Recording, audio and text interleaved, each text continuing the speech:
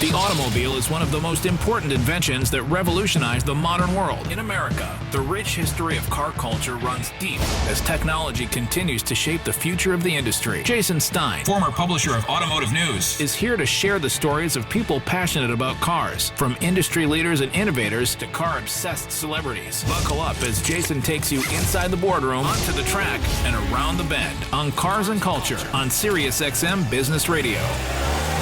Welcome to SiriusXM's Cars and Culture. I'm your host, Jason Stein. Corky Coker has a huge personality within the automotive space. From a local tire shop, Coker Tire grew under Harold Coker and his son into the leading provider of new tires of classic cars. But he's so much more than the owner of the Coker Museum or Honest Charlie's, which he built into the most successful antique tire distribution and manufacturing firm in Chattanooga, Tennessee. And he's also more than just Coker Tire's antique division, which he grew from 5% of the business to 95% when he eventually retired. But after selling the company to Irving Place Capital in 2018, Corky continues to be a must-talk to, must-sit-with personality along the automotive road of life. Frankly, he's just impossible to miss. He's known for his storytelling, business success, and knowledge of cars, tires, racers, and all things auto. And he's known for stirring up opinions on electric vehicles, autonomous cars, car shows, tires, and antiques. He entered the industry working for the family business.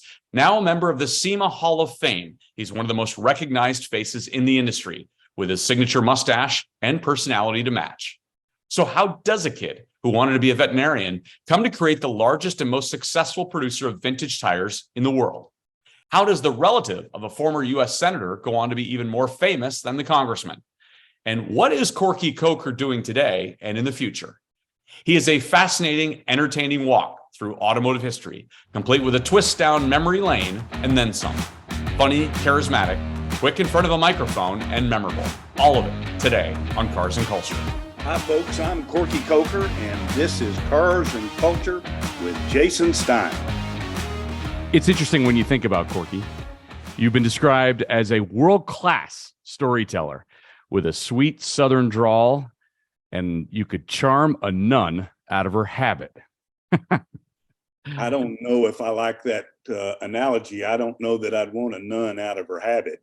Maybe being in prayer or something like that, if that's her habit. But thank you for that. I enjoy people, I can tell you, Jason. And, you know, car people are the best people in the world.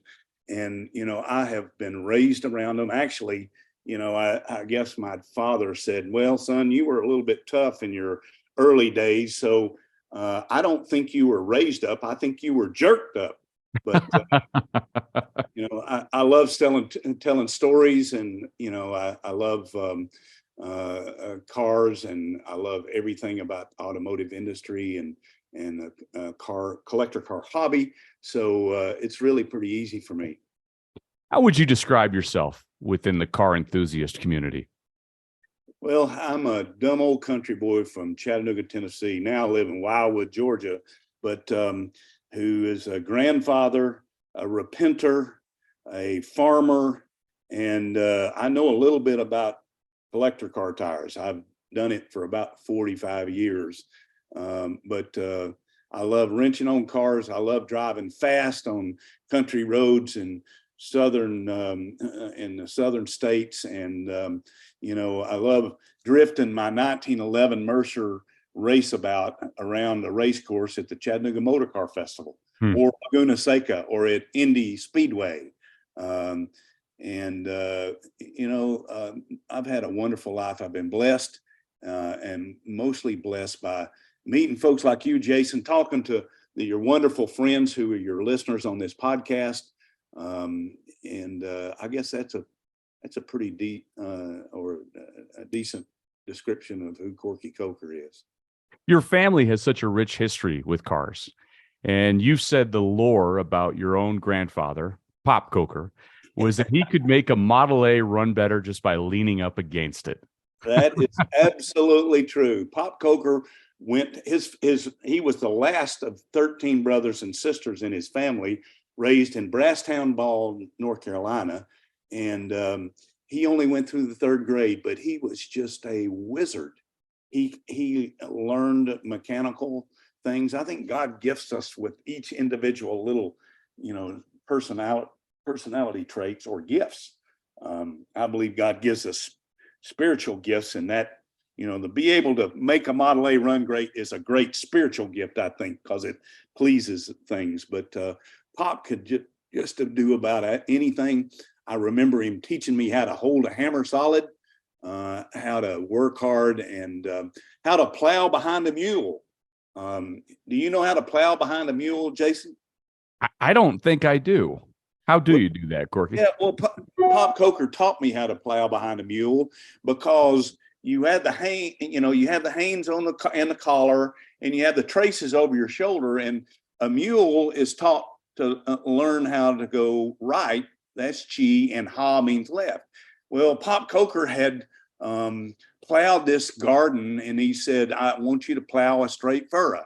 And he said, now go through this garden with this layoff plow, and let's see if you can plow a straight furrow. Kind of about life, son. I'm going to teach you something.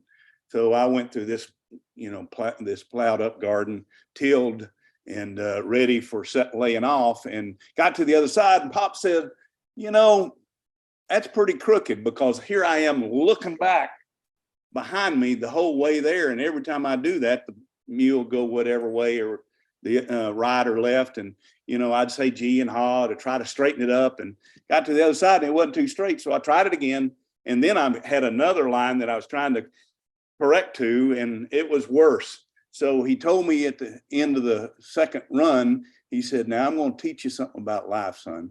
If you keep your eyes on the end of the furrow, if you keep your eyes on your goal, you'll plow straight. That's in the Bible too, Jason. Wow. Yeah.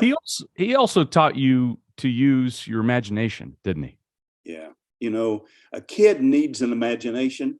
And you think about it today, we're training young people in schools that they need to be computer science, have computer science degree. We send them to higher education, and those people pour crap into their brains. That's why so many young people are coming out and being leaders of big corporations, and doing having crazy ideas. I won't get off on politics, but we need shop class again. We need the trades to come back, and we need people to use their imagination. Like the turn of the century, and from 1890s to 1900s, people made things. They invented things. The whole automotive aftermarket was created in a guy's basement or in the back of his station wagon. Vic Edelbrock Sr., those guys, they made stuff, and then it became an industry. And Henry Ford, he believed that America people should have a cheap car. He created the Industrial Revolution with mass production. We need imagination, and this country would be healed if fathers taught their sons how to work on a car. They would feel a sense of accomplishment. They would love each other. There are so many father wounds because they say, here, go to school and let them teach you, and I'm working 80 hours a week doing my thing. So we need imagination in schools. We need it in our homes. And I think this world would be a better place.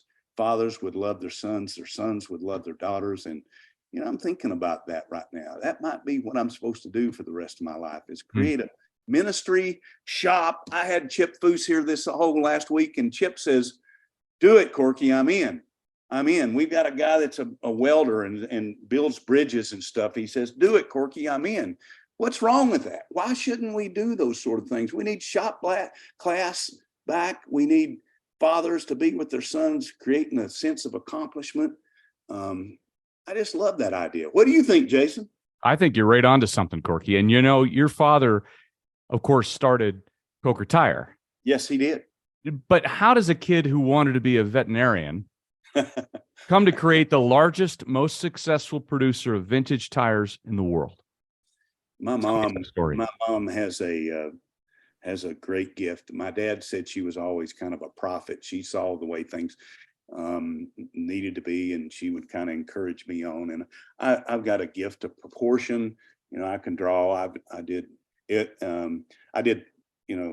portraits by pencil and stuff myself. And I was not a very good student. In fact, I went to college to be a veterinarian, and made all B's in college. Banjos, beers, eggs. And my dad said, "You get your butt back home here, and you start, you start working in the Coker Tire Company." It started in 1958, and at that time, the vintage tire portion of our business was only about 5%. And my dad he challenged me and gave me, he didn't pay me very much. He said, "I'm going to give you a small percentage of the gross sales." Now, he said, "If I have to talk to you about how much margin you're making, I'm going to, slap you around a little bit." But I just went at it, and I had imagination, and I loved the opportunity to interact with people at car shows. They would help me develop new products. And, at any one given time, we developed 200 to 300. We had 200 to 300 tire sizes, tube sizes, motorcycles, trucks, antique buses, airplane tires. Folks at the major manufacturers had sloughed off and said, "We're not going to do this anymore because it's not enough for us to put in our big factories." So I was just greatly blessed. And, God blessed us. And, we had some great employees. We had great suppliers, wonderful tread designs. And, some people say I'd rather be lucky than good, but I think God just if you talk to him pretty regularly and you're in his word, hearing what he has to say to you, that he says to any of us that have that opportunity and look to him, and he just says, "Here, do this. Here, do this. Here, do this." And I'm lucky. I hate the word luck, because God just said, "Here, go this way," and he blessed me. Amazing. It's well known that you and your dad would look for old tire molds around the world because you wanted to replicate the old tires with some modern technology, primarily. Yeah. Where did those travels take you? And maybe where was the oddest place you or your dad found an old tire mold? Yeah. Well, we've found molds everywhere. I bought a whole factory out down in Uruguay. But that was after I went. I saw a tire on an antique truck somewhere in Europe that had the brand name on it, but I recognized the tread design. It's an old original BF Goodrich elliptical button tread, and it had the brand name on it. So I searched the brand and found the plant down in South America. And I had been to Central America, South America, doing mission trips, and knew that a lot of those countries, you had to kind of buy people off to get where you needed to do. And so I went down there, and I'm a cowboy. I wear cowboy boots everywhere I went. And the amount of money that you can take overseas on airplanes, et cetera, is maxed out at about $10,000. That's legally what you can carry. Well, I strapped $10,000 on my ankle and went down to Montevideo, Uruguay, thinking that I'm going to have to buy my way. Well, I didn't. And, I spent 4 days with that duct tape around my ankle, worrying that I was going to get hit on the head or something with that money in there, but nobody knew about it except for me. But I found the old original molds. The guy spoke, Spanish, and he said, "No, I don't think so. No, mi amigo, no, mi amigo." We went back into the warehouse, found the mold, and I produced all the sizes for the American LaFrance fire engines that are today. I used that same tread design to build the tires for the Daimler Double Six. That was the People's Choice Award, Pebble Beach, in 2014. So Daimler Double Six were on those tires made in that mold that I found with that interesting story. Amazing story. When you think about those molds and how you really created Coker Tire, how many molds did Coker Tire have when you sold the business in 2018? Well, we had about 1,700 in production, and they were in production in different plants around the world, mostly in the United States. A little small factory called Specialty Tires of America made most of our stuff. And they are a wonderful partner for Coker Tire Company, still are. And they were made in Mexico and made in Michelin plants in Romania and also down in South Mexico City.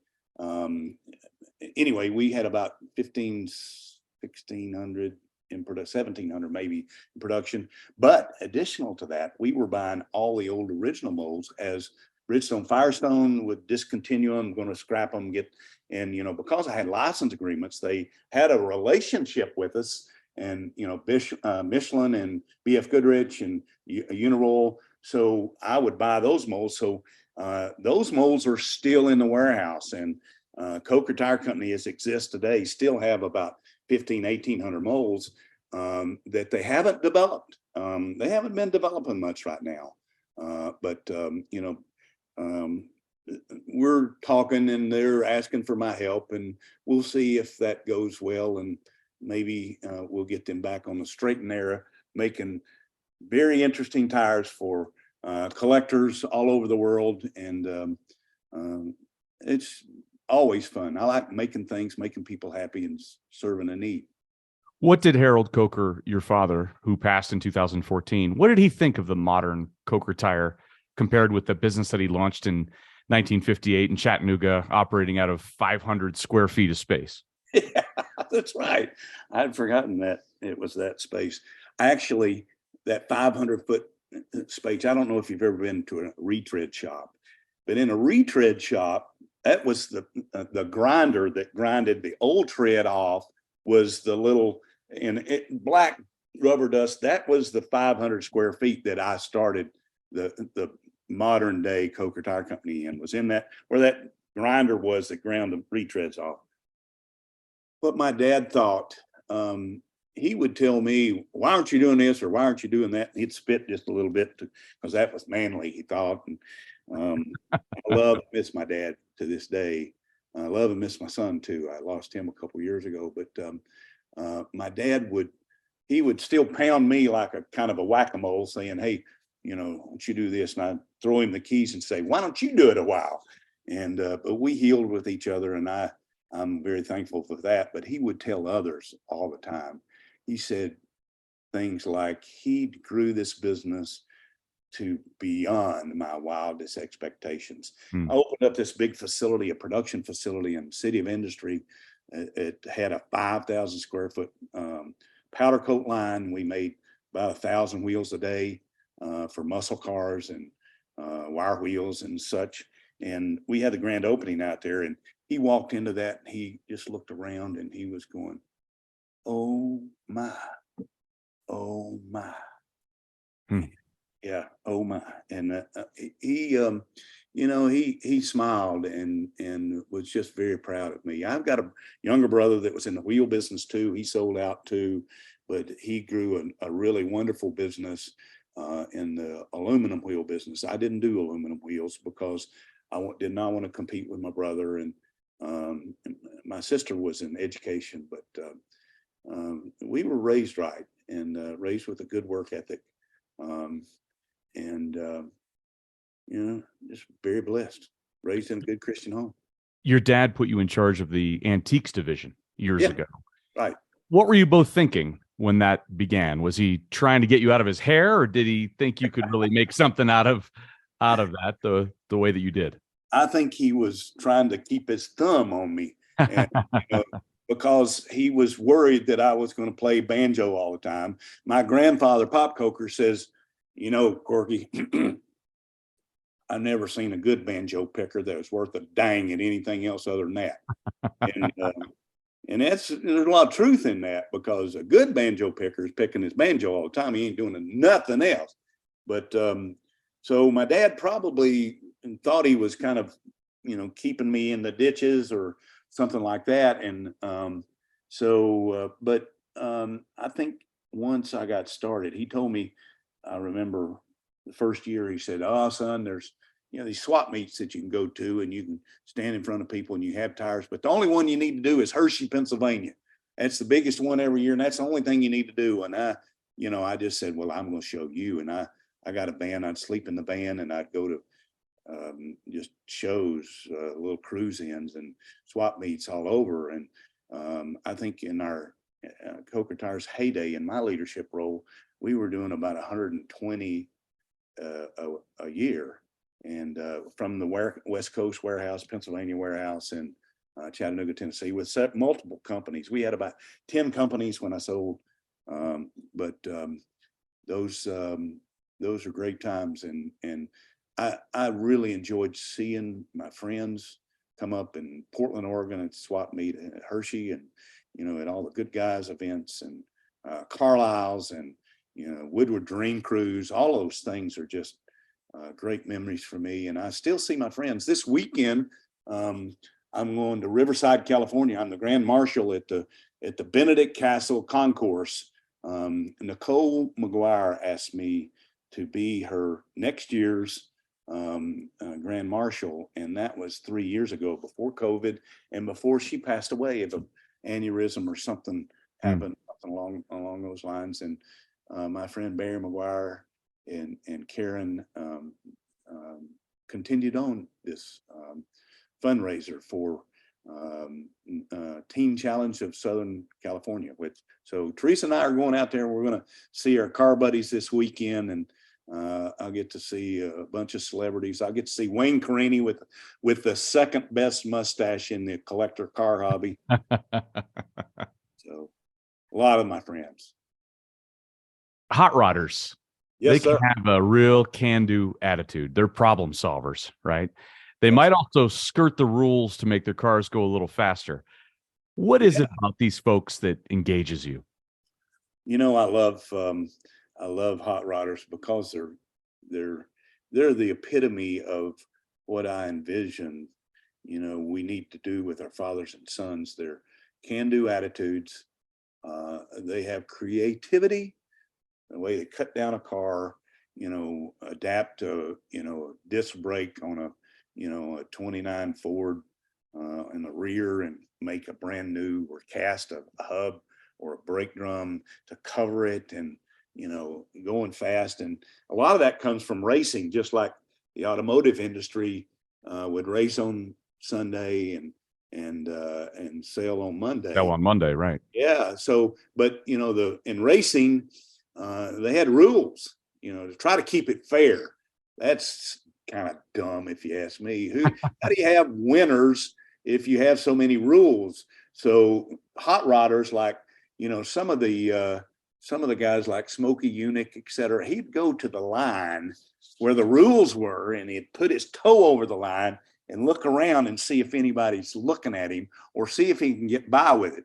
Smokey, one time, in racing in Daytona, he knew that if you had more fuel than the other guys, which was regulated, that was against the rules to have more fuel capacity. So he ran a fuel line through the tubular frame, and that additional gallon and a half gave his car another couple laps, which gave him the opportunity maybe to last longer. And they got found out. Of course, it's always the right thing to do the right thing, but hot rodders, I like that can-do attitude, and maybe putting your toe across the line and just smiling. And I didn't do anything wrong.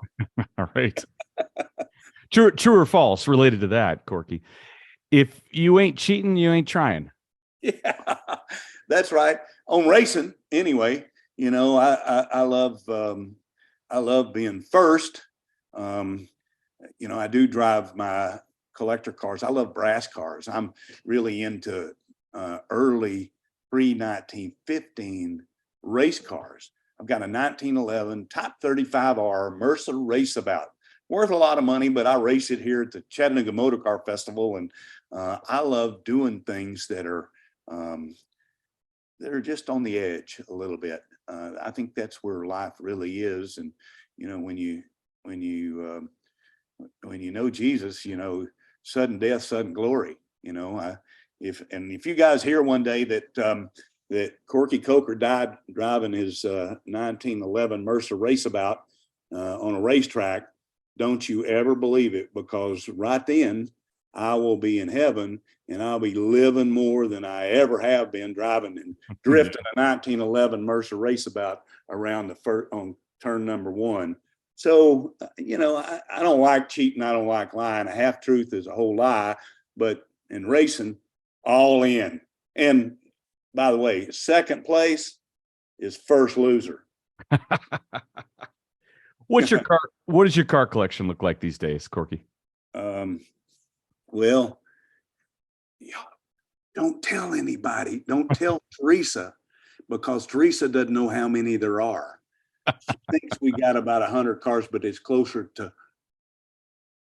All right. And about 100 motorcycles. That'd be a 2 in front of that. That's a 2, about 200. There's muscle cars, there's classics, antique trucks. I've got a couple of airplanes hanging in the museum. The Coker Museum is a 501c3, so we do take donations.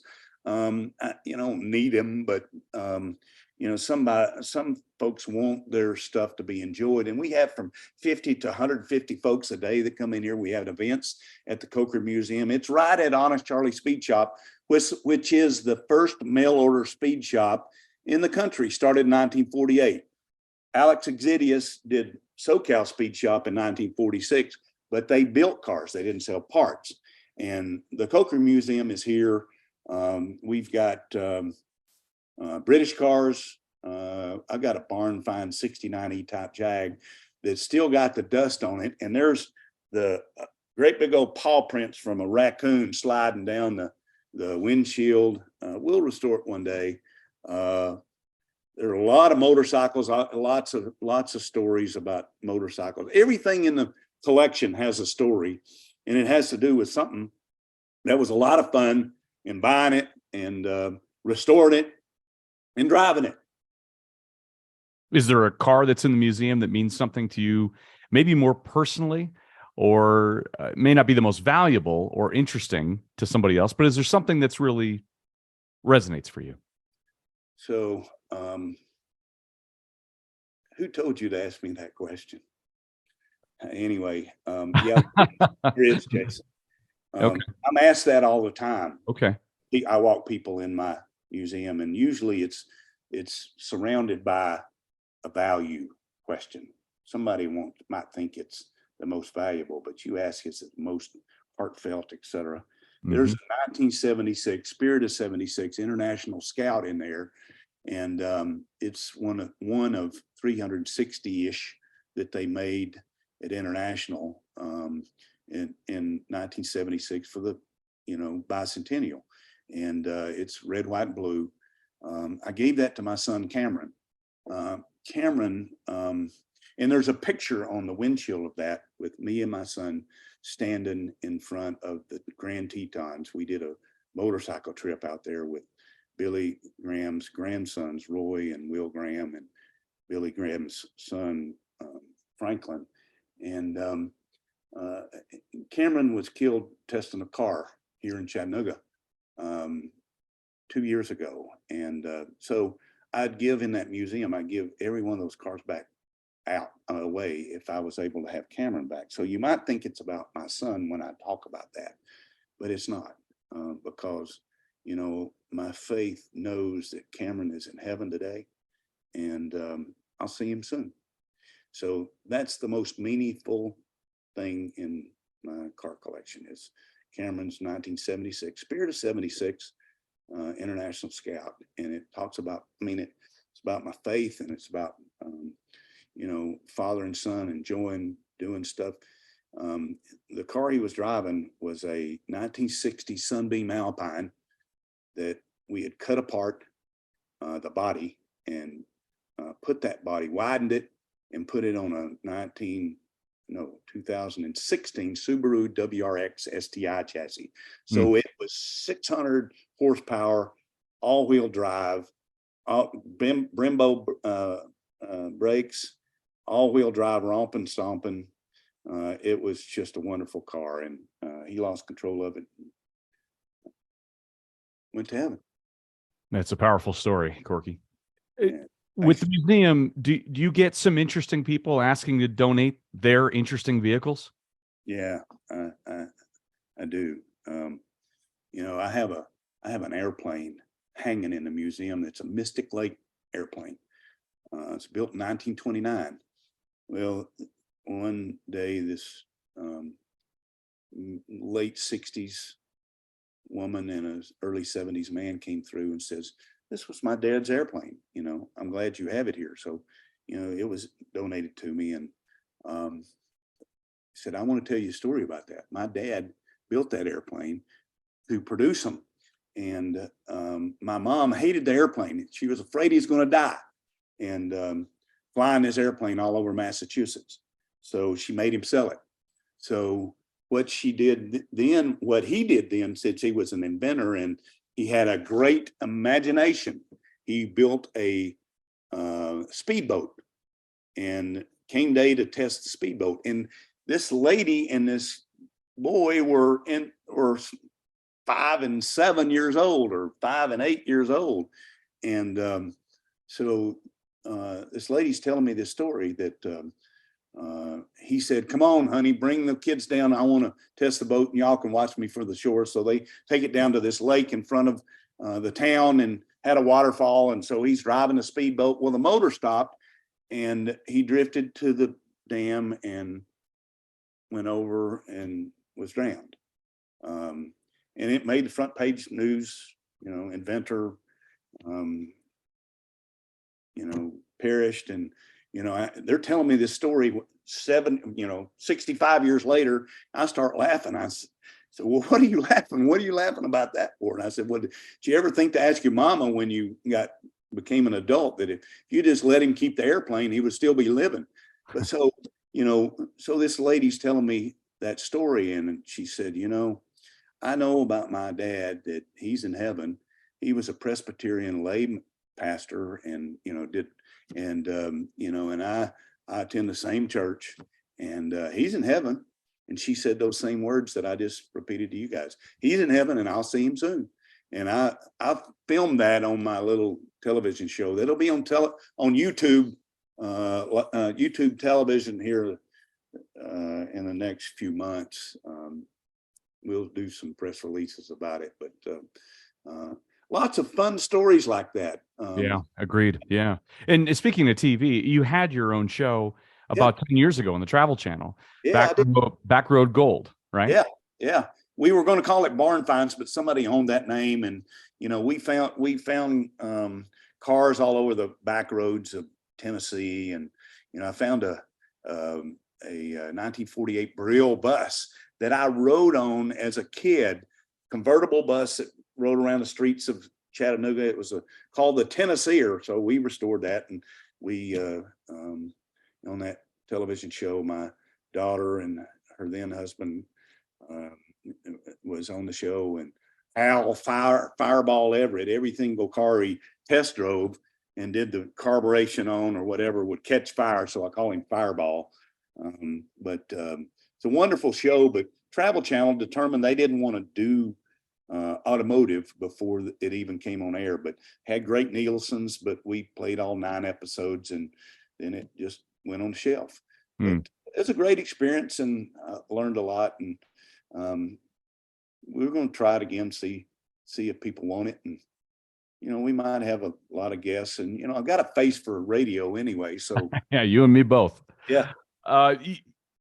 Dutch Mandel, who's the executive producer of this program, former publisher of Auto Week, calls you a character. Is that what draws you to the automotive community, because it's a band of characters?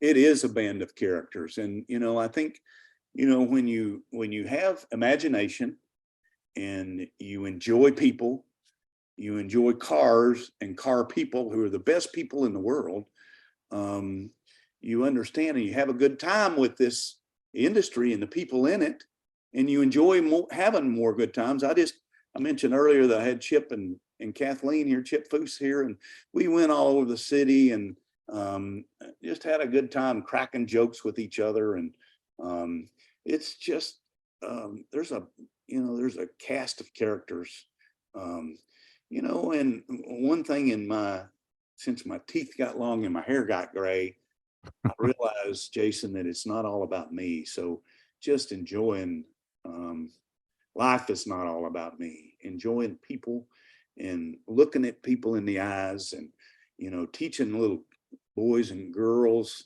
how to have a handshake, and what's important, and remembering their names and calling them by their names.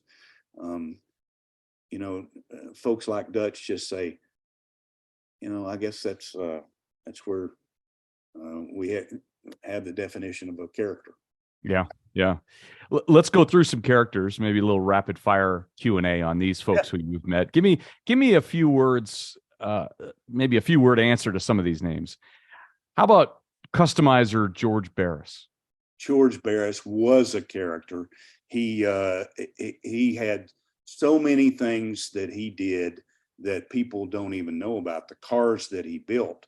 I used to get an envelope of stuff that said, Corky, you're a character and a hero, and there's Corky at every show, and but he was just promoter extraordinaire. Yeah. How about Carol Shelby? Carol Shelby was a knucklehead, just like Corky Coker. Country boy, strawberry farmer, cussed a little bit too much, and I told him so. Iron sharpens iron. I said, Shelby, what in the hell you need to cuss so much for? But just an amazing engineer, a wonderful guy. I used to have dinner with him at that automotive news dinner at SEMA. He and Cleo, loved him, miss him still. Yeah. How about Boyd Coddington? Fat Buddy. He made automotive television. He was a lot more loving and caring than what the producers of the television show made him out to be. He thought they thought that they needed to have a conflict and that sort of thing. But I was just talking about this with Chip. There were a number of special education folks that Boyd had working there, folks with Down syndromes that worked at the speed shop there for many years. So had a lot bigger heart than you'd think. How about Bill France?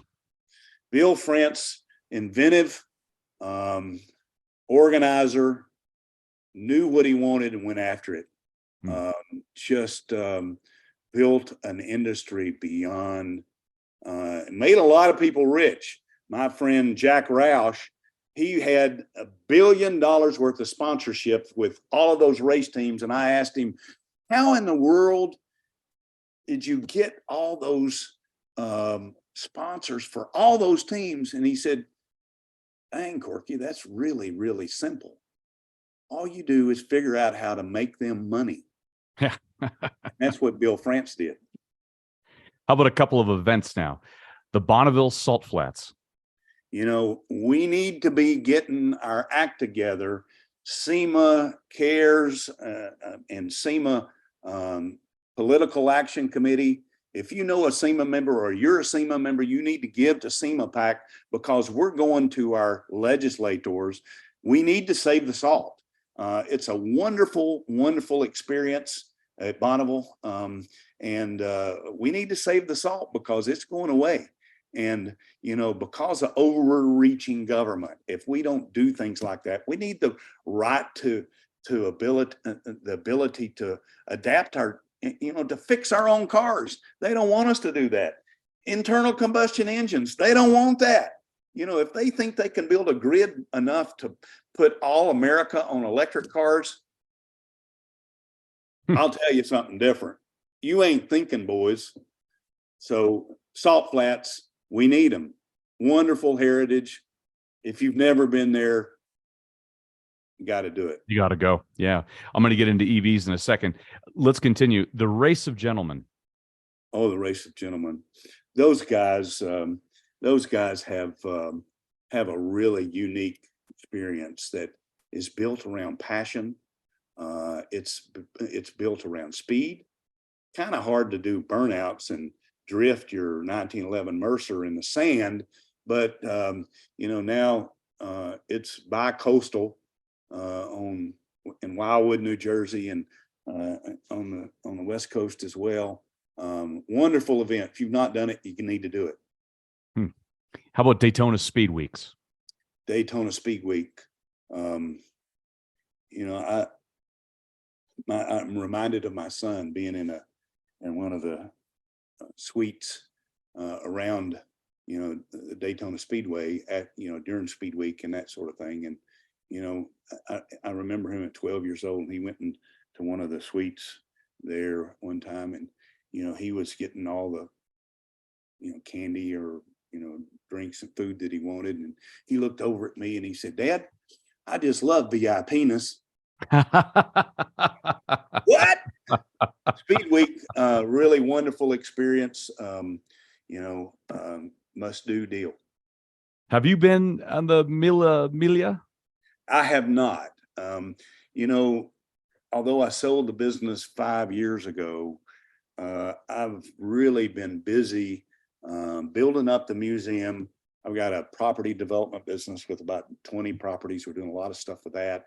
And I should have taken time. I'm doing a lot more touring. And Teresa and I did a wonderful tour through South Georgia and Northern Florida recently in our 1911 Pierce, but I need to start doing some more of those that I didn't have time when I was flying 200,000 miles a year around the world, visiting suppliers and customers and that sort of stuff. But that's on my bucket list. I want to do the Colorado Grand. I'd done a dog sled trip in 200 miles above the Arctic Circle at 40 degrees below zero.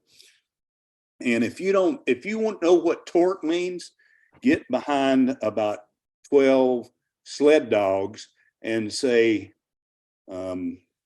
mush, and see if you don't feel that torque and get pulled off of that sled. Amazing. It's different than being behind that mule, isn't it? Absolutely. So you mentioned EVs, so let's bring it up for a minute. How do you feel about the movement to electric vehicles? I think I know the answer, but go ahead and tell me what you think.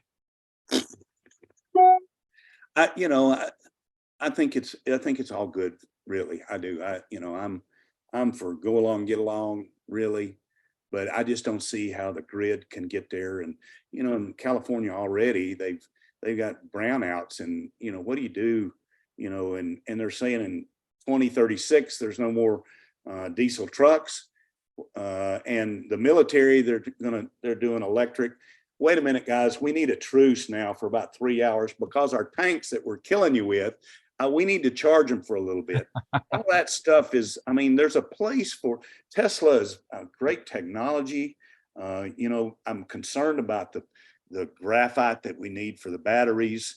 There's a company here in Chattanooga that is making synthetic graphite, so we don't have to go to Russia and China to get that stuff to make batteries. A lot of that technology is still in China. I don't like that.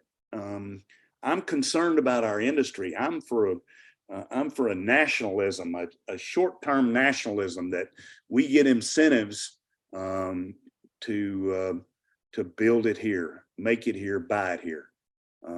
And instead of pounding into our college age stuff, all this, sorry, I get political, a little woke stuff, teach them about making stuff and teach them about how to buy it here, and we can do things, and then we can be what we need to be for us and for all these folks that want to come to America. And I'm for immigration. I am for immigration. We just need to do it legally. We need to do it responsibly, and we need to be able to pay for it. We need a balanced budget so we can pay for stuff. I am getting political, aren't I? Sorry, Jason. Well, politics and high octane fuel, right? They're kind of the same thing. But one thing I'll say, we need to have good atmosphere, good clean air. And, there's a lot of myths about that's all done by internal combustion engines. It's mostly stationary polluters. I really love a good, clean sunshiny weekend that I can drive my 32 Highboy down the roads. I want a good, clean atmosphere, but it's going to be a carbureted car, and it's good, clean. You tune your carburetor, it will run clean. Final thing, Corky, and a variation on the age-old question. You're sitting around bench racing with anyone, past or present. Who are they and why? Well, I told you about my son. I just love to have my son there. Yeah. And I love to have my dad there, my Yeah. granddad.